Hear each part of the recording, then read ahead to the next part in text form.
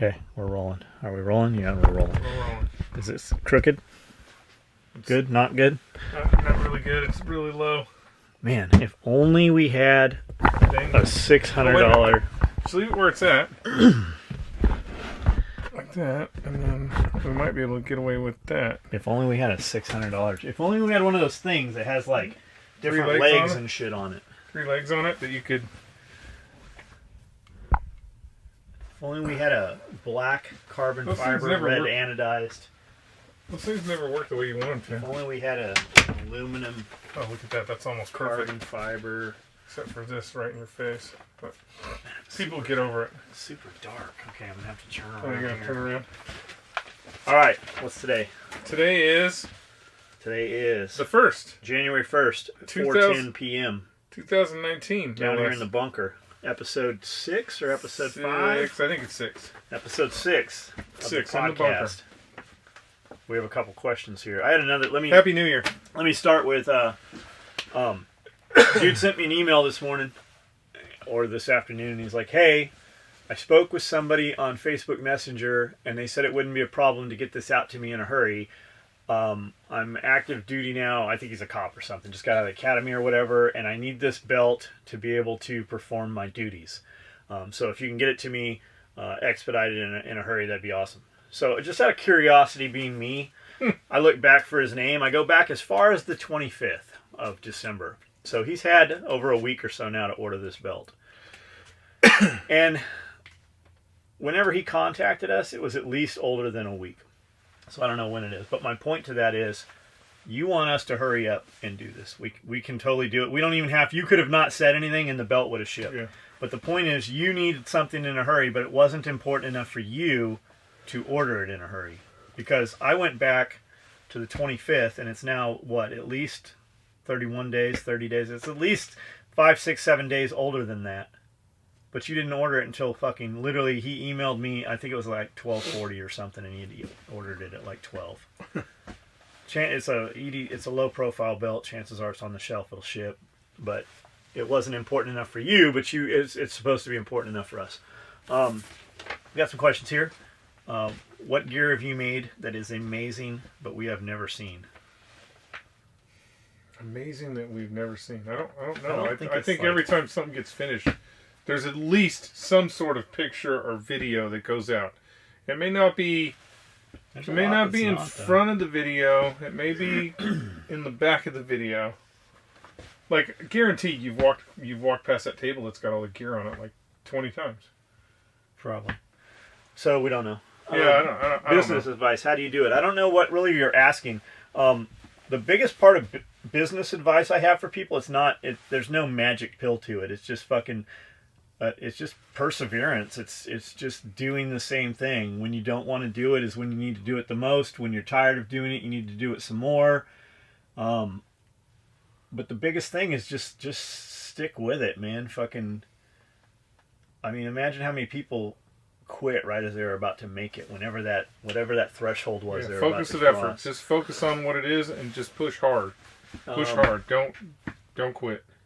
What made you buy your first sewing machine, and how did you get your name out? Man, that's a long story, and I've told it 100 times. We're gonna skip that one. Maybe we'll come back to it here. I had to buy my first sewing machine because of ghillie suits. Is that true? Yeah. What kind of machine did you buy? I bought just a Sears home sewing machine. I mean, because Walmart didn't exist in San Diego. Well, at the time I was making ghillie suits, yeah, Walmart did not exist. That's what I'm saying. Yeah. Until when I moved to Oceanside, when I went to Oceanside at first, there Walmart wasn't in San Diego. We didn't have. No, there was no Walmarts there. Living in Cali, working in the old shop. Living in Cali and working in the old shop. I don't know what was it like, or we've talked about that a lot. I mean, too. California back in the day was. It was a good place to live. I mean, like I said in other stories, there was a time when there was a small window when I took an AK-47 to school, and it wasn't a big deal. It was okay, and I used to do all kinds of crazy things, and I mean, We almost blew a helicopter out of the sky one time. It was a total accident. And people were more... People, once you said something, once they figured out what you were doing and why you're doing it, people were more like, oh, okay, no big deal. So, I mean, it was nothing for us to walk from my house to the sand pits with guns, full military kit, and have Vietnam vets come out and be like, hey, come to my house later. I have more stuff for you. Yeah. It was nothing. California used to be a good place to live. We drove around in a Datsun B210 or 510 or something, and shot coyotes with a HK91. We would scrounge up a little bit of money to buy Spanish 308 from Big Five Sporting Goods. We had a buddy that would go in and buy it. He was one of the ones out there shooting with us. It was my HK91. Mom bought it for my 16th birthday. We'd scrounge up the money to buy the 20-round cardboard box. None of us, we didn't even fucking know what Air Pro was. Shit, every time we'd go out to like Cameron Station to go where you could actually legally go shooting towards the mountains, right? You go out there and it was just dudes with scoped deer rifles, and it was just a bunch of trash, old stoves and refrigerators, and you just go out there and shoot, or down towards the border like Potrero and all that, or 905, and nobody had Hearing Pro. Like, fuck, we were doing all we could do to get $5 together to buy a box of ammo, much less fucking wasted on some hearing protection. So, do I miss Cali? I miss the idea of California. And every time I say, like, how awesome California was, Jeff's like, we never did that shit. Yeah, like, nobody ever does any of that I'm stuff. like, we can be surfing tomorrow morning, we can go scuba diving in the afternoon, and before sun's down, we can be up in Big Bear or Snow Summit skiing. He's like, yeah, we only did that like twice, though. Like, yeah. I have thousands of hours of dive time. Like, thousands of hours of dive time. We used to dive all the fucking time. I miss talking about it. If I was in San Diego right now, I'd be doing the same shit I'm doing right now. I wouldn't be diving. Like, I lived on the beach. Like, on the beach, so close on the beach that sometimes the beach came in the fucking apartments I lived in. I didn't go to the beach the whole fucking time I was there. The whole time we had the shop, I wasn't diving. Like, we'd drive to San Diego and go diving down to, from Oceanside to, La Jolla. But I wouldn't be doing that shit right now if we were there. We'd be doing this shit. And it's the reality is, when Arnold Schwarzenegger and all them Hollywood people do that commercial about come to California, and they show them all snowboarding and all that, unless you're a millionaire, you're not doing any of that. You're a surf man. You're picking up trash. You're working 9 to 5 just to make your rent. Who wants to spend 16 hours in a car just to go to Disneyland, which is like $150 now for a ticket? Yeah, unbelievable. And I mean, it's shit. We can go to Disneyland closer in Florida. Yeah, and see cooler shit. It's just, California as a place, I think it's run its course. You can see all the people with money. If you're uber rich, you love California because you get to do things that nobody else gets to do. If you're kind of rich, you're moving out of California. You're going to Texas. You're going to Colorado. You're going to Idaho, and you're ruining those states. Don't come to Tennessee. Because you're taking, whether you think so or not, you're taking your California values with you. And those values really suck. Think about this, too, like all the people in California, right? Especially, like, rich people in California. They all have some vacation home. If goddamn California's so fucking cool, why do you need to go on vacation to go someplace fucking cool? Like, I don't know, man. I don't miss California. I miss some of the people. I miss the ideas of it. Your money goes twice as far someplace else. We wouldn't be able to do the shit we do here on a daily basis. You can't do in California. Yeah, there's nothing I miss about California. Nothing. I went back to California a couple years ago, and it's a fucking shithole. Everything was dried up. Everything was dirty. And I don't know if it's just because I've been someplace so long now, and going back it just seems different because I was immersed in it and didn't realize it, or if it truly has gotten worse. I think it truly has gotten worse.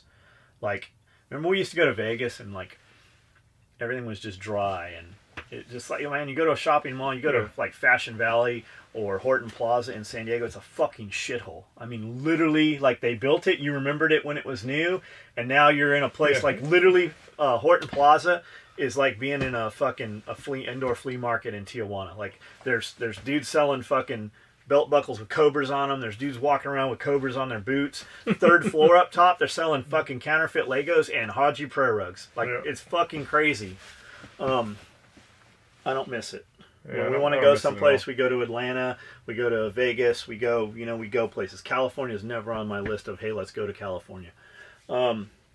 Biggest mistakes you have made, business and personal, and how you overcame them.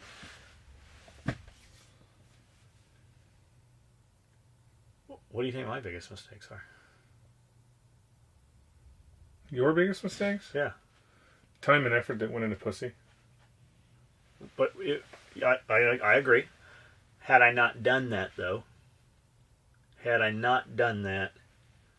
would it be the same right now? I don't know. But that's the thing. You don't, whenever you think about your roads where you're traveling, and if I make a left turn here, would I be here right now? I don't know. I would like to say that I wouldn't want to marry my first wife, but then that changes the whole dynamic of the rest of my life. So I don't know. Mistakes. Too much faith and confidence in those people above me. So especially while I was in the Marine Corps, I had an idea in my head of the way the Marine Corps is versus the way the Marine Corps really is. And ultimately, in the long run, that screwed me over, because if I would have, instead of going into that scenario, because my problem was I went into the Marine Corps with way too much information about the Marine Corps, or way too much information about the military in general. So instead of learning the game and playing the game, I assumed that that brotherhood was more important than the political aspect of it. And the reality is, the military is just as political as anywhere else. And if you don't play the game, you're going to suffer for not playing the game. I don't regret. That's the thing, though. There's a lot of stuff that's happened. I don't regret the things that happened, because if they had not happened, I would not have been in the places that I was and had been able to do the things that I have done. There was nobody, the reality of it, there was nobody that was in the sniper community that was actually boots in the sniper community longer than me. No one in the Marine Corps. Because it's up or out for the Marine Corps. And fortunately for me, before all my shenanigans happened, I was already a staff sergeant. So I was able to go, 11 years running around as a staff sergeant with a bunch of fucking 18-year-olds that want to be snipers.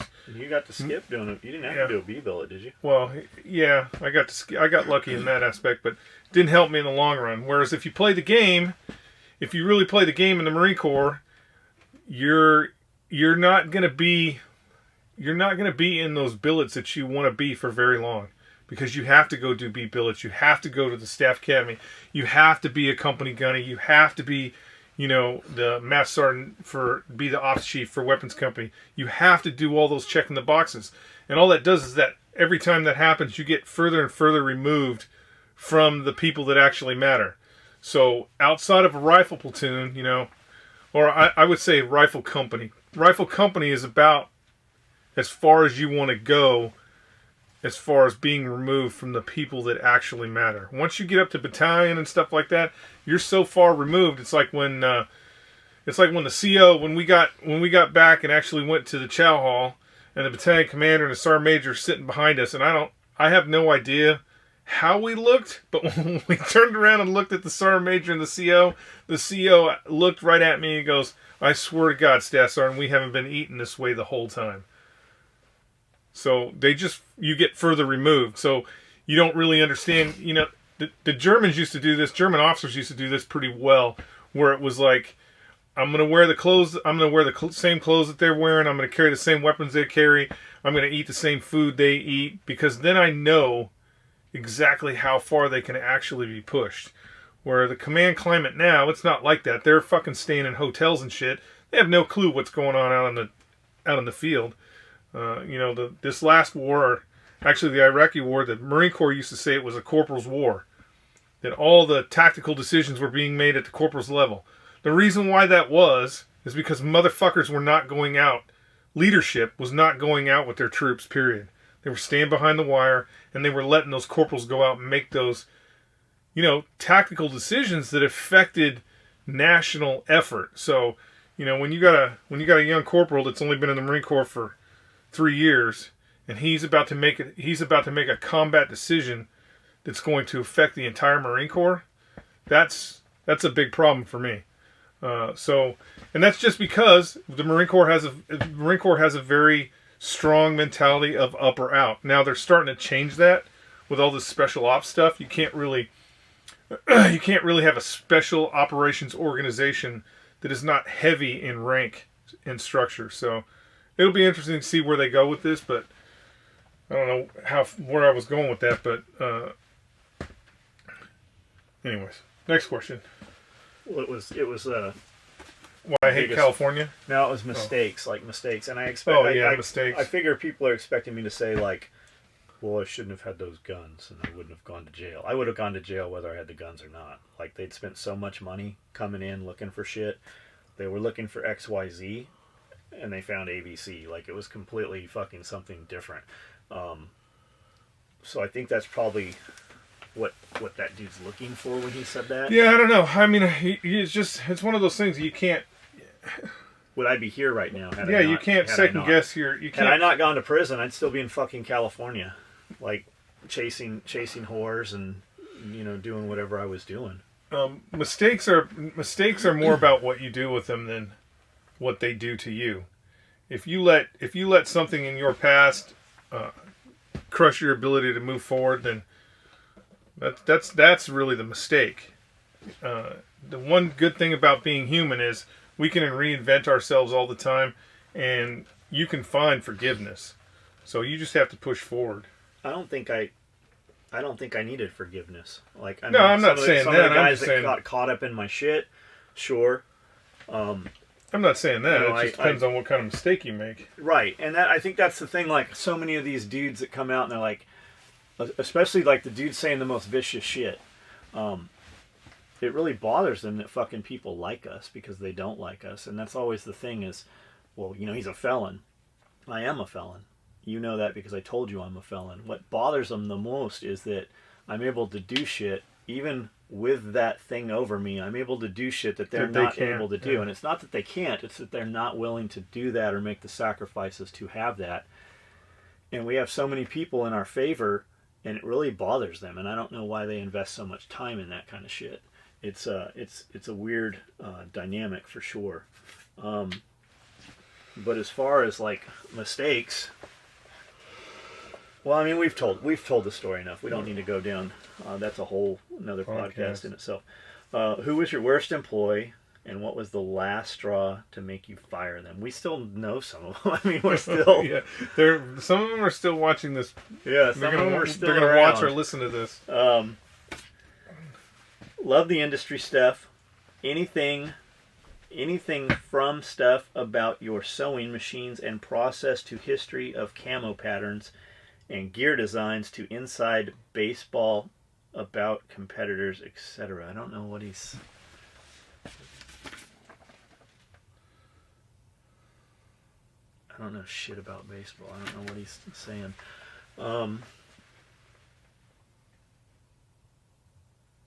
I feel like this is a lame podcast, this episode. Why? Just skip. You're saying just skip that one? I mean, I don't know what to... also, anything new you're trying, stuff to give up on social media strategies and those... anything gave up on. We didn't give up on anything on social media. Social media is really good about, hey, use this product and put this money into it, and then they don't tell you when they stop doing it. When we stopped doing Facebook it was the only real advertising back then. You would boost a post and they would show it to more people. We spent $375,000 doing that. We haven't done it in about 2 years. I just started doing some targeted ads. There's a lot of stuff on how to do that out there on YouTube if you just look at it. When you guys see me do a live feed at night and it's 10 o'clock or whatever, what you don't see is that when I finally do get in bed or when I do stop working, I still have a laptop in my lap and I'm watching videos on how to do that type of shit until 1, 2 in the morning. When I'm riding in a car or something, I'm listening to videos like it's piped through the Wi-Fi in the car, and everybody that's sitting in the car with me is learning how to do targeted Facebook ads or change algorithms on Instagram. Like everything I do, when I'm sitting on the fucking toilet, I'm watching videos about how to fucking do better on social media and how to manipulate the market. It's all out there. Stuff that I've given up on, I haven't given up on it. It just ceased working. It kind of gave up on us, and they didn't tell us, hey, by the way, your MySpace account is closed. Yeah, your shit's down. What was the best opportunity you passed on, misread, or kicked yourself for? Best opportunity. I don't know. It's another one of those things. It's all based off of where you are now. I would say that the biggest opportunity I passed on is I had a scholarship to go to the New Mexico Military Institute for the Army, which would have made me a lieutenant in the Army once I graduated from there. And I had this ridiculous idea that you needed to be enlisted before you were an officer. As some officers will say that's totally ridiculous. There's a lot of Mustangs out there that are really good officers, and there's a lot of officers that are terrible officers. But I did pass that opportunity up because I had terrible ideas in my head. But that would have led me down a completely different career path. Most people don't understand that being an officer is a terrible, terrible job. It sucks to be an officer. First off, they don't get to do anything. All the cool shit that all the enlisted guys are doing, blowing things up, driving tanks, except for flying helicopters and F-18s, but that's such a small percentage of officers. It's unbelievable. And I don't know if it's still the case. Remember, Rummerfeld had a buddy that was going to go be a fucking fly Tomcats or fly F-18s or something. So he gets in the flight program, gets accepted. They roll the fucking dice. Yeah. He didn't even get to go rotor wing. He was flying fucking tanker planes or some shit. They pick for you. You don't even get to fucking. Yeah. Tom Cruise just doesn't walk in off the street and become an F-14 pilot. It's all based off of sections. So you get to go to flight school. Some of you are going to get picked and go to helicopters. Some of you are going to get picked and go to fixed wing. When you get to fixed wing, fast movers, heavy movers. Yeah, once again, it's going to be, the top 2% of the class are going to get to fly F-18s, and then they're going to mix it up in there where you might have been in the top third of the class and you're flying a fucking C-130 out of China or some shit. It just depends. But, in general, for officers, the only time they can really, really be in the action is when they are the greenest, and that's when they're lieutenants. You can get a lieutenant out on a combat patrol. Company commanders, not so much. They do it, but not so much. So the further, once again, you're getting further and further removed, and you have other shit you have to learn, and you got to be on a staff, and you got to do all the shit. So your battalion commanders, your fucking colonels, and all that bullshit, your generals, they have spent just a little teeny bit of time with their ass in a combat seat. Most of the time they're out doing something that has nothing to do with shoot, move, and communicate. So my life would have been a lot different. I probably, because of my leaning, would have tried to go to Special Forces. Whether or not I would have been able to do that, who knows? So this was prior to joining the Marine Corps? Yeah, this was prior to joining the Marine Corps. This was right out of high school. I had a slot to go to the basically college, but it was an all military academy school. What were your bad ideas? Well, your terrible idea. I had this. When you get older, so when you get older and you realize the game that it is, when it comes time for you to retire, It doesn't matter how fucking cool you were, right? It doesn't matter how fucking what ninja schools you went to. None of that shit matters. What matters is how much you're getting paid when you retire. You know, and it is a big, big difference. You know, I'm every month I'm losing a ton of money because of how I retired. So, you know, I tell all my Marines that are in the senior, you know, that are up there in the ranks now. I tell them all, you know, at this point the only thing that matters is you make every promotion. You make every promotion. You make every promotion. Yes, they all want to do the same thing. Even my buddy Chris, who's probably the fucking Orange County Sheriff now. They all want to do the same thing. They want to stay with the war fighters down in the sticks. And they want to do all that shit. But when you get old, it becomes all about retirement. And the only way you're going to retire and live comfortably is if you fucking hit those promotion points. If you play the political game. Fortunately, I don't know if it's because I tell these guys that all the time. All my senior Marines that are still in the Marine Corps, they have been hitting those promotion points. So they're going to retire, and they're going to retire very comfortably.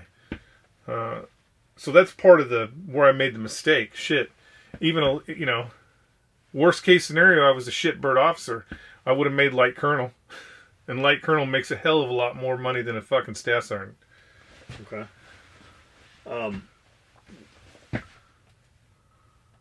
How hard was transition to Camden from San Diego? My company is opening another office. It's either going to Kentucky or Tennessee of Georgia. Just wondering what to expect if I move. It just depends on where you move. Obviously, you want to go there before you want to go there and see what it is.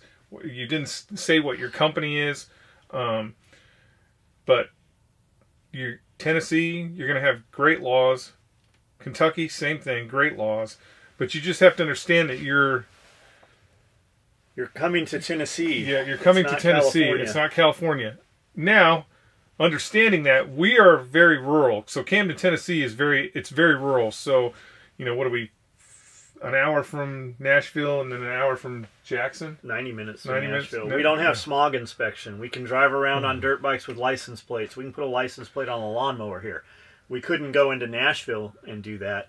Now, with that saying, you know, if you're coming from California, there are things and there are people that are totally different. Everybody here is nice and polite.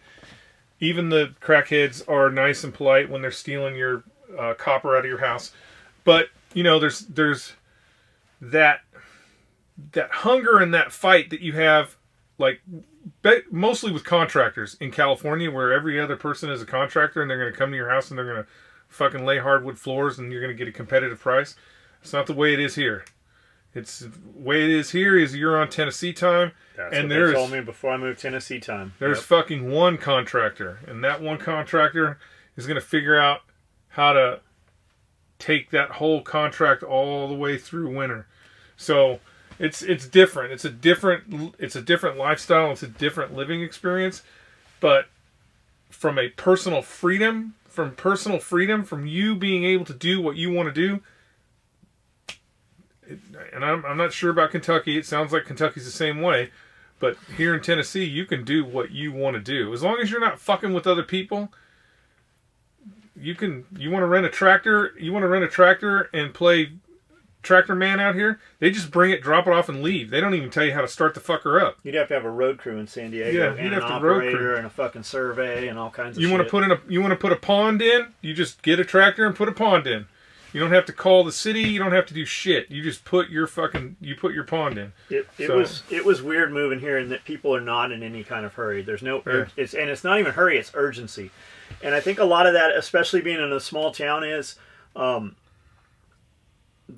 people just don't want for anything more than what they've done. Once you have the biggest house in your trailer park, and I say trailer park, there's not a ton of trailer parks around here, but that's just how I used to describe it. When we moved here, we moved into a place called Cedar Lake Estates. Had 2 private lakes. It was very nice. There were some really big houses. There were some not so big houses. Once you've got the biggest house in your neighborhood, you don't have any chase. You're comfortable. You're complacent, and that's kind of how it is with the urgency thing here. People just don't want any more. They don't. They just, as long as they can go duck hunting fucking 2 months out of the year and go bass fishing 2 months out of the year, once they reach that level or maintain that, they just have no urgency to make your shit happen faster. I mean, the good example John just said was the duck hunting. They work around duck season.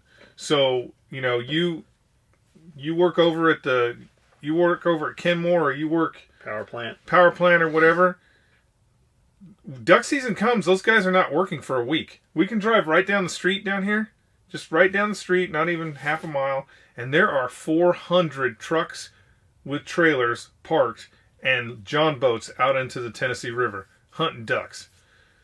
All of them shooting at the same 2 ducks. Yeah, so if an example is John needs tile put in, the tile guy, he's putting tile in, if the next day's duck season, he's like, hey, I'll see you in a week. And that's just how it is. Here's another example. Like, we had a dude come in here to quote tile in the bathroom, and he gave us a quote that was about 30-40% higher than what it should have been. I can have a dude come here from Nashville and do it in 2 days. These guys came in, gave us a quote. We thought it was a little high. I've got some other work. We figured we'd test them out on this little project, see how that shit goes. They told us they'd be back in a week or 2. It's been 4 weeks. Yeah. We're going on 5 weeks next week. There's no hurry. Like, I recently had to do I had to check my well water. I had to check my well water. So you call the only company that handles the well, because they put the well in. You say, hey, I need to get my well water checked. And they're like, okay. In a couple of weeks, we'll send somebody out there. Well, you could be poisoned in a couple of weeks. I need that information now. I don't need it in a couple of weeks. And they're like, okay, well, if you come here, if you collect your sample and come here, then we can test it and you can do it right now. So we do that. But I could have got that water out of a fucking hose. I could have went to 7-Eleven and bought regular water and took it there so because you needed it like on a refi or something. Yeah, I needed it on a refi. So it just, I don't know. It's a different mentality here, but it's good. I'm not saying anything bad about it. Outside of the fact that you can't, like, there's some things I want to do to my house. I want to do out at my house, and I have not met the person that is going to be able to come out and do those things. And that's kind of what it is out here, is you got to know, because everybody, if somebody drives down the street right now, and I take the sowers and I line them up down there, if I take the sowers and I line all the sowers along the road, and every car goes by, I go, who was that? Somebody knows who that was. Yep. It's going to be, oh, that's Teresa's cousin. She's married to Lulu, and they know everybody, but we're not in that loop. Like, we're still not from here. We're still not from here. The other thing you'll see around, like in small towns, I don't know how it is other places, but here you'll see a boat on the side of the road, or you'll see a car on the side of the road, or a truck, and you're like, I want to buy that for my kid. You'll stop, and there won't be any price. There will only be a phone number. Yeah. And if I call and get a price, it will be different than the price one of my employees will get, because that's why they don't have a price, because the price depends on who you are. We have a good friend that his family has lived here for 50 plus years. So his family has lived here for 50 plus years. And his family has lived here so long that when they started buying, it used to be a giant ranch. It was broken up. When they bought the property came with a couple of cabins and a man that was a slave. Like it is that old. When they finally put him in a home at 80 years old, like, that's how long that family's been here. And he's not from here. Yeah, he's not from, they don't consider his family from here. And I'm like, what the hell? I go, how long do you have to live here to be from here? And he's like, oh, it's 100 plus years. So he's still got 50 years. His kids will not still be considered from here. It's crazy. It's crazy. Is the Nespresso worth it? Our bun is on the way out, and I've been debating getting another one of the Nespresso. So the Nespresso, yes, makes a very good cup of coffee. I drink very little coffee now. I might have coffee once a week. I just stopped drinking it. Because it does. I like coffee with cream and sugar, and I've stopped almost all my sugar intake. I've stopped all that shit, so I realized this really tastes like shit. So I've just stopped drinking it. Yes, it makes a great cup of coffee. It makes a perfect cup of coffee. It frosts it. It does all the shit for you. It's awesome. It's expensive. You're going to pay about $2.50 per pod. K-Cups are cheaper. Right next to the Nespresso coffee machine, we have a K-Cup machine, which is very, very convenient nowadays. So yes, if you are a coffee connoisseur, it makes a great cup of coffee for sure. I don't like it at all. It doesn't do any Pepsi products whatsoever. I can't get a Pepsi, can't get a Diet Pepsi out of it. I mean, even if I was going to drink a Diet Coke, that thing, there's no pods. How come you don't drink coffee? I never got the taste of it. So what about, like I had a lot of Marines working in the shop, and they all fucking dipped. I'm like, get that shit the fuck out of here. Like, why are you dipping? And because inevitably you'd end up fucking picking up a coffee cup that's full of dip, or it'd get knocked over, and they're like, well, it keeps me awake. How come you don't? Because you don't dip? You don't do any stimulants. I guess never. Well, I mean, it's a long story, I guess. My mom, my mom was like any 70s parent. They smoked. My mom and dad smoked. And probably when I was like, I want to say I was like maybe 10, my mom decided she was going to quit smoking. And the idea, she was like, she's going to quit smoking. And it wrecked her. Like, she couldn't walk around the block. I mean, it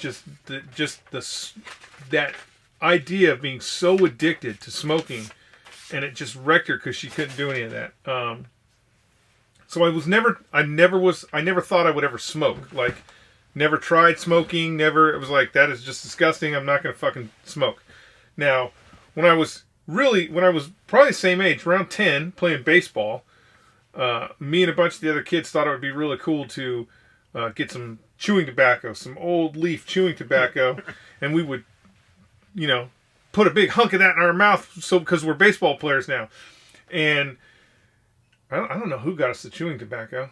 Anyways, we got the chewing tobacco, and me and my friends did it, and we're all the way home. We were throwing up, spitting this fucking chewing tobacco out, and I'm like, okay, well, I'm not doing that either. So it just never took. I never took. Now, my mom did drink a lot of Pepsi.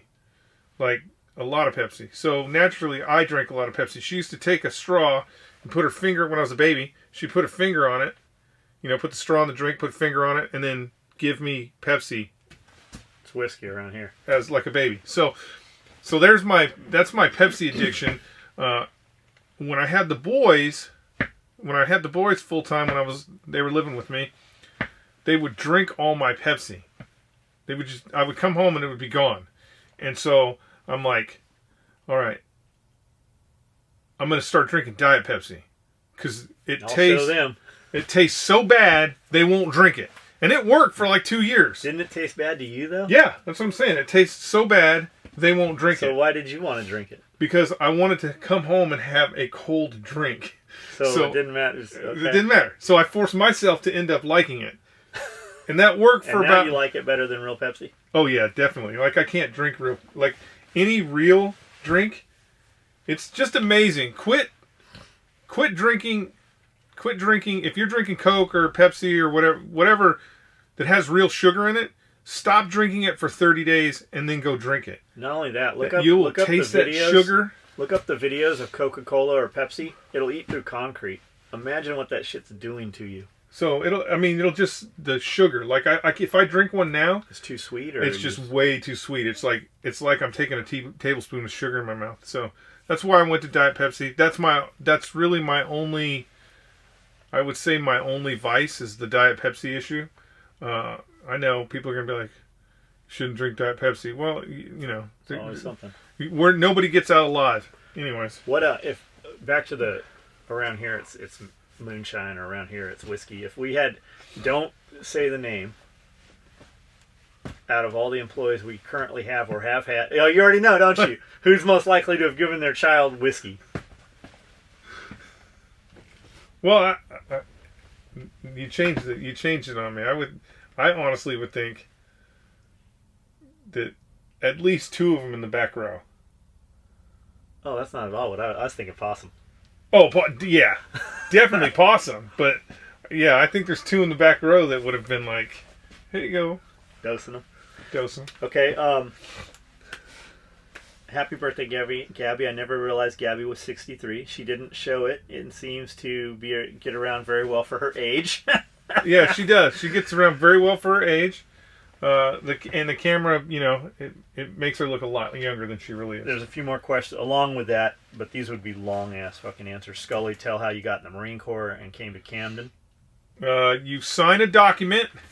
You go to the recruiter, you sign a document, boom, you're in the Marine Corps. And then Camden was really John.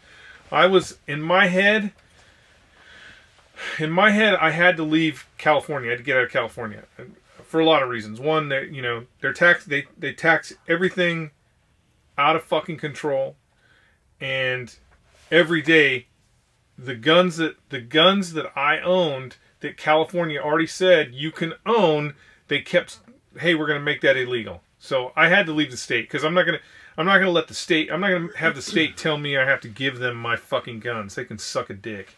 When I met up with Jeff again, we were at SHOT Show the first time I saw you, and then I actually went to Blade Show to see you again. And when I ran into Jeff at SHOT Show, it was like the scene from Red Dawn when they had everybody in Court Square in the prison camp, and I came up to the gate and I'm talking to Jeff and I'm like, "There's a resistance." And Jeff's eyes lit up, and he's like, "Is it true? Is it real?" And that's how it was when I hooked back up with Jeff. Like, it was like him escaping the prison camp. Yeah, definitely. It's just you just can't. And this is the thing about and I know you don't believe me, but this is the thing about California is right now you're sitting in your living room in California and you're looking at your big house that you paid way too fucking much money for, and your nice car and your 4-wheeler or whatever that you paid ungodly amount of taxes on, and you're thinking it's just so nice here. It's just so nice here. I love California. You're only saying that because you're trapped in California. If you got out of that POW camp and went just about any other state in the Union outside of New York, New Jersey, and there's probably a couple other ones, but if you get out of California and you're going to go, what the fuck have I been doing this whole... Like, I'm actually upset at myself. I am upset at myself because I'm like, if I would have done this 10 fucking years ago, I would have much more property. I would have if I would have done it, it's like I'm behind the power curve. I'm in Tennessee right now and I'm behind the power curve to get to the point where I can really enjoy Tennessee. Because of all the fucking money I wasted in California. For real. For real. Wasted. Yeah, for real. Like, your money goes twice as far just when you step out of California. It doesn't even really matter where you go. But in Tennessee, things are easier. Like, way easier. Like, we bought 10 acres of property. Like, when I bought this property, we bought 10 acres of property with a falling down... Well, it wasn't falling down. It was pretty well weather sealed, but it was a steel building. 10,000-foot steel building. They were asking $200,000 for it. I met them. I offered them $120. They came back with $160. I ended up paying like $150,000 for the property.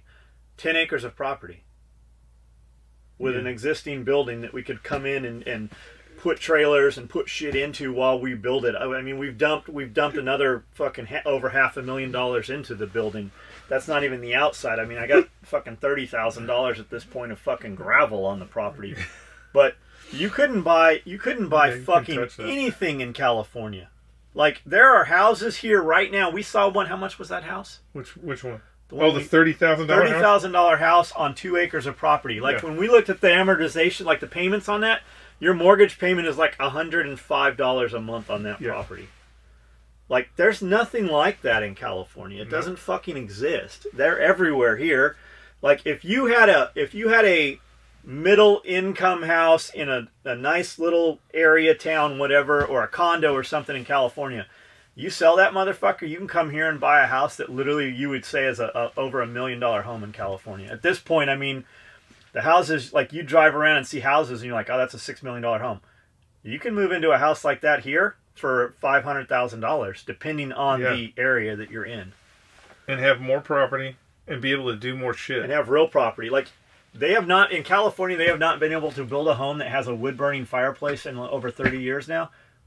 We have motherfuckers billowing smoke. Like, you can do whatever the fuck you want to do. I can light a bonfire that you can see 2 miles away. Nobody gives a shit until it affects somebody else here. Yeah, I was blowing stuff up last night. Firing mortars. Really? Not real mortars, but firework mortars. Yeah, last night at midnight. Just shooting them off. Because of New Year's Eve. So, I mean, and nobody, it's just, oh God, I know I'm bashing on California. Sorry, California, but you've lost your way. There's a couple other good ones here. Let's finish up though, because I know he's got food ready. Oh, chicken, yeah. Let's do one real quick.